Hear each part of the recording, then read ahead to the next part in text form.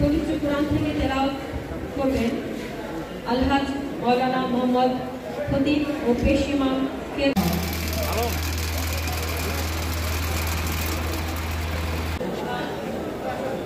বিসমিল্লাহ। জানেন যে আমাদের লিগ্যাল এইডের মূল উদ্দেশ্য আর্থিকভাবে অসচ্ছল, আর্থিক অসচ্ছলতার কারণে কেউ যেন তার বিচার থেকে বঞ্চিত না হয়, এটাই মূলত উদ্দেশ্য। সদাসয় সরকার এই ব্যাপারে আমাদের যথেষ্ট সহযোগিতা করে থাকে। আপনারা বলতে পারেন এটা বাংলাদেশ সরকারের একটা বড় ধরনের এনজিও। এই কাজটা আমরা দীর্ঘদিন ধরে করে আসছি। আজ ঠাকুরের বিভিন্ন কর্মসূচির মধ্য দিয়ে এই কাজটি আমাদের চলছে। আমরা র্যালি করলাম, র্যালির পরে আমরা আলোচনা সভার আয়োজন করেছি। লিগ্যাল এইডে মেলা আছে, রক্তদান কর্মসূচি আছে। বিভিন্ন কর্মসূচির মাধ্যমে আমরা এই দিনটি শেষ করতে যাচ্ছি। আপনাদের সহযোগিতা আমার সাহায্যে আমরা সফল দিকে যাবো ইনশাল্লাহ।